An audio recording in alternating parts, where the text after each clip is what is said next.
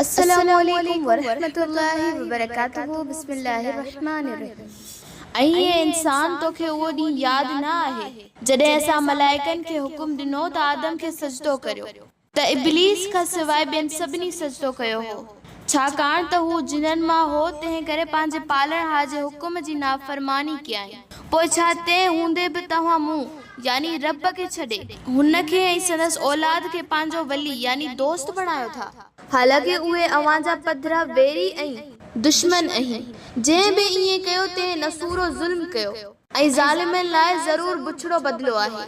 छा तव्हां हिन काइनात जी तख़लीक़ में कॾहिं गौर कयो आहे त न के आसमाननि ऐं ज़मीन बनाइण वक़्तु उन्हनि यानी शैताननि खे सॼो हुयुमि ऐं न के वरी संदन पैदा करण वक़्तु खेनि शरीक कयो हुयुमि या को खाइण सलाह मशवरो वरितो हुयुमि ऐं मां को अहिड़ो न आहियां जो गुमराह करण वारनि शैताननि ऐं संदन औलाद खे पंहिंजो बाह ॿेले यानी मददगार या साॼो हथ बणाए। पोइ ए इंसान तोखे छा थियो आहे? तुंहिंजी कंहिं मत मुंझाई आहे जो हिन आर्ज़ी दुनिया में तड़ियल शैतान जो पोइ लॻी थी पंहिंजी आक़िबत ख़राब करे रहियो आहीं ऐं क़यामत जे ॾींहुं उहे छा कंदा? जंहिं ॾींहुं अल्लाह चवंदो त ए मुशरिको हाणे उन्हनि खे पुकारियो जिन खे तव्हां मुंहिंजे शरीक सम्झंदा हुआ। पोइ उहे यानी मुशरिक उन्हनि खे सॾींदा पर उहे खेसि मदद करण ते छा पर वरंदी बि न ॾींदा ऐं असां संदन विच में मौक़िब यानी जहन्नम जी वादी या खॾ जे वसीले